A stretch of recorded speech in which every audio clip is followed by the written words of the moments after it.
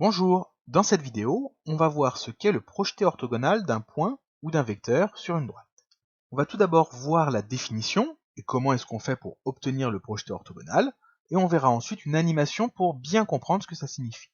Alors, on a un point A et une droite D, et on nous demande de trouver le projeté orthogonal de ce point A sur cette droite D.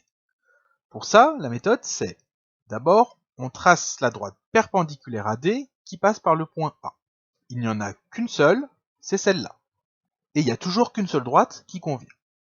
Ensuite, on marque le point d'intersection entre cette droite D et cette perpendiculaire. C'est ce point-là, et à nouveau, il n'y en a toujours qu'un seul. Et bien ce point, c'est le projeté orthogonal du point A sur la droite D. On a fini.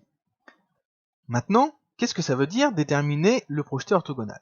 Dans orthogonal, il y a ortho, ça veut dire droit, et gone, ça veut dire angle. Orthogonal, ça veut donc dire angle droit. C'est pour ça ici qu'on trace la droite perpendiculaire qui passe par A, et pas n'importe quelle autre droite qui passe par A. Projeter, ça signifie jeter en avant. Et bien en fait, il faut imaginer qu'on va jeter le point A sur la droite D de manière perpendiculaire. Donc en fait, c'est comme si on avait une droite parallèle à D, celle en vert en pointillé par exemple, et qu'on venait l'écraser sur la droite D, perpendiculairement, en ramassant au passage les points qu'on croise. Ici, on a croisé le point A et on a obtenu son projeté orthogonal, A'. Ça permet de bien comprendre, notamment quand on veut les projetés orthogonaux de plusieurs points en même temps. Par exemple, quand on veut déterminer le projeté orthogonal d'un vecteur AB. C'est très utile quand on veut calculer un produit scalaire par exemple. Eh bien, on va déterminer le projeté orthogonal du point A et celui du point B. Ça nous donnera le projeté orthogonal du vecteur AB. Et donc, on refait la même chose. On vient écraser les points perpendiculairement sur la droite D. Ici, on ramasse deux points, A et B, et on obtient comme ça le projeté orthogonal du vecteur AB. C'est ici le vecteur A'B'. Et à chaque fois, il n'y a qu'un seul vecteur possible.